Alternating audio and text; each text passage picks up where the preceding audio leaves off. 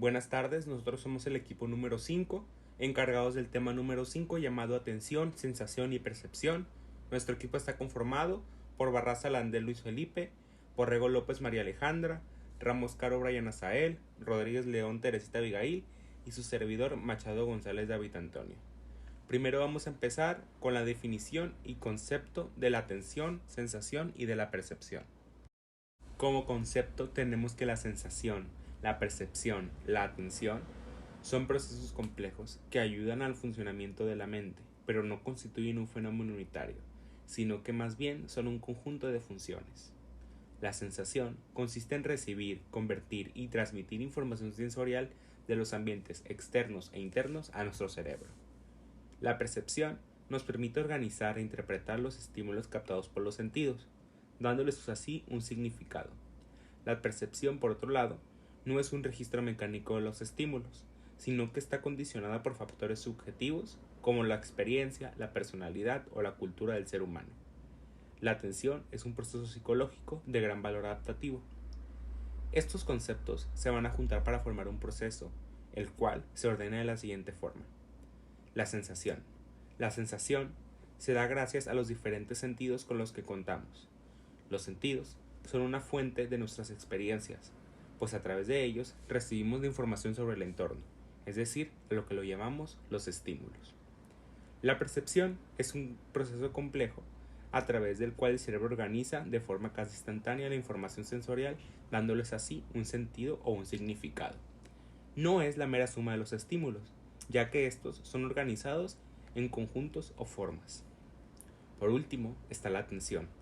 La atención es el proceso a través del cual seleccionamos algún estímulo de nuestro ambiente, es decir, nos concentramos en un estímulo de entre todos los que hay a nuestro alrededor e ignoramos todos los demás.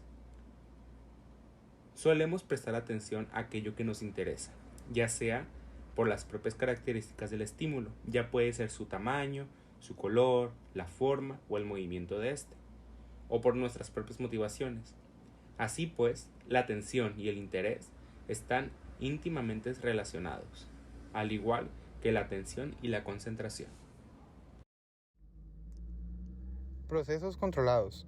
Existen muchas situaciones que necesitan el control de los mecanismos atencionales para su correcto desarrollo. En estas situaciones se considera que se activan los procesos controlados de atención. Al nivel cognitivo, comprender una argumentación o expresar ideas verbalmente también serían ejemplos del procesamiento controlado. Estos procesos no pueden llevarse a cabo sin prestar atención. Resulta difícil que pueden realizar simultáneamente con otras actividades que también demanden atención. Los procesos automáticos serían aquellos implicados en las actividades que realizamos en nuestra vida cotidiana y no necesitan de un control atencional. Con el aprendizaje y la práctica es posible convertir los procesos controlados a procesos automáticos. El proceso atencional se desarrolla a lo largo de 3 etapas: inicio, mantenimiento y cede. Fase de inicio tiene lugar cuando se producen los cambios en la estimulación ambiental o cuando comenzamos la ejecución de una tarea. La segunda fase es el mantenimiento de la atención. Si queremos procesar adecuadamente la información o queremos desarrollar correctamente una tarea, la atención ha de permanecer centrada durante cierto tiempo en aquello que nos interesa. Sede atencional tiene lugar como que dejamos de prestar atención a un estímulo o dejamos de entrarnos en la tarea que estamos desempeñando. A nivel perceptivo, el sede atencional se hace evidente en aquellas situaciones en las que la estimulación es continua. En los procesos atencionales de selección, de distribución y mantenimiento de la actividad mental podemos encontrar 3 tipos principales de atención: la atención selectiva, la atención dividida y atención sostenida. La atención selectiva sería la habilidad que tiene el individuo para responder a los aspectos que se requieren a una determinada situación o actividad e ignorar el resto de estimulación no necesaria para llevarlas a cabo. En la atención dividida se refiere a la habilidad de tener una persona de atender por lo menos 2 estímulos de tiempo o más cuando se encuentra enfrente a diferentes estímulos, el poder repartir recursos atencionales de modo que se pueda desempeñar a una tarea compleja. Y por último, la atención sostenida, que tiene lugar cuando una persona necesita permanecer concentrada en los requisitos necesarios para así poder llevar a cabo determinada actividad y poder desempeñarla durante el periodo prolongado de tiempo. Algunas actividades pueden exigir mantener la atención durante un periodo temporal prolongado a la espera posible del evento que ocurre ocasionalmente y cuya aparición es prácticamente impredecible para el individuo. Este tipo de tareas es conocida como tareas de vigilancia. A continuación, les presentaré sobre el subtema alteraciones atencionales. Actualmente, la atención es considerada como una función neuropsicológica básica necesaria para el correcto funcionamiento de otras funciones cognitivas, como la memoria, el razonamiento, etc. Por lo tanto, cuando aparecen alteraciones atencionales, estas suelen afectar profundamente al funcionamiento de la vida diaria de las personas que la padecen. También se ha observado que determinados trastornos psiquiátricos, como la ansiedad y la depresión, presentan perfiles atencionales alterados, que suelen estar asociados a los síntomas primarios del trastorno. Incluso en patologías como la esquizofrenia, los problemas atencionales son considerados directamente como síntomas primarios. Ahora es turno de hablar de las patologías atencionales. En primer lugar, tenemos en esta imagen la heminegligencia o la heminegligencia unilateral.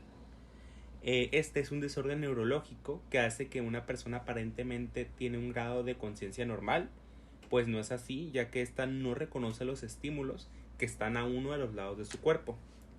Es un desorden neurológico que puede presentarse cuando una persona haya sufrido un accidente cerebrovascular o ictus. En este caso, el paciente presentará una falta de atención y de respuesta a los objetivos, objetos, personas u otros estímulos provenientes del lado contralateral de la lesión. Incluso se llega a ver pacientes que desconocen sus propias extremidades, brazos o piernas. A pesar de esto, no existe ningún déficit de sensorial.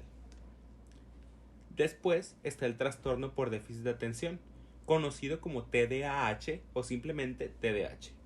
Esta es una afección crónica del desarrollo neurobiológico, caracterizado por un déficit de atención, impulsividad o hiperactividad motora y o vocal, que afecta a millones de niños y adultos en el mundo y que a menudo continúa hasta la vejez.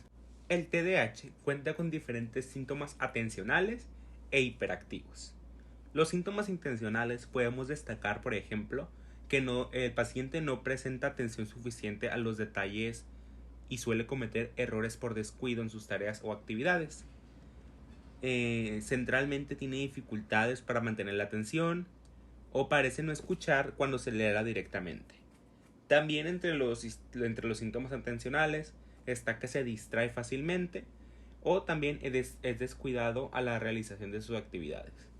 Por otro lado, en síntomas hiperactivos, tenemos que el paciente se mueve en exceso sus manos, sus pies o remueve en su asiento, abandona su asiento en la clase o en otras situaciones, corre, salta excesivamente en situaciones en las que es inapropiado hacerlo, o también puede interrumpir o escabulle en las actividades de otros, se entromete en las conversaciones o juegos ajenos. Para finalizar, les hablaré sobre las alteraciones y trastornos de la percepción. En estas comenzaremos por las ilusiones perceptivas, las cuales las podemos definir como aquellos fenómenos en los que el estímulo percibido no se corresponde con el estímulo real. Las ilusiones no se producen únicamente en el campo visual de la percepción, sino que también pueden darse en otros sentidos. La existencia de las ilusiones perceptivas demuestra que la percepción no está determinada exclusivamente por las características del estímulo observado, sino que también está influida por características psicológicas. Las alucinaciones son las experiencias perceptivas que aparecen en ausencia de estímulos externos. No solo se dan en casos de esquizofrenia, sino que pueden ser producidas por el consumo de tóxicos, depresiones y demencias. Suelen considerarse como si fueran reales, por lo que producen emociones y acciones similares a las que sucederían ante estímulos realmente percibidos. Están influenciadas por factores ambientales como la deprivación sensorial, estar en presencia de mucha gente o encontrarse solo.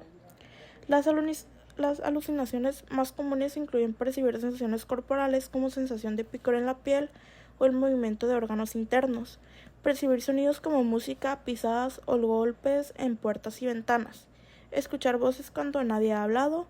Estas voces pueden ser críticas, corteses o neutras, o incluso pueden pedir que la persona haga algo que cause daño a él o a otros. Ver luces, dibujos u objetos que no existen y percibir olores. Para continuar, les hablaré sobre las agnosias. Que esta es una alteración perceptiva caracterizada por la incapacidad para reconocer estímulos familiares y atribuirle significado. Estas alteraciones impiden la interpretación correcta del significado de los estímulos. Generalmente están causadas por la lesión de determinadas estructuras cerebrales. Les hablaré sobre los tipos de agnosias. Primero serán las agnosias visuales, para empezar por la simultagnosia, que es la incapacidad para interpretar el significado de un objeto de forma global. La agnosia para objetos, que es la incapacidad para reconocer objetos de forma visual. La prosapagnosia, que es la incapacidad para reconocer el rostro de personas conocidas por el paciente, aunque es capaz de identificar rasgos aislados del rostro. La agnosia cromática, que es la incapacidad para identificar los colores. También está la alexia agnósica, que es la incapacidad para reconocer palabras escritas. Y por último está la agnosia para el movimiento, que es la imposibilidad o dificultad para reconocer un objeto cuando éste se encuentra en movimiento. Continuando con los tipos de agnosias auditivas, que es la musia, que es la incapacidad para el reconocimiento de las características de la música como el tono, el ritmo o la melodía.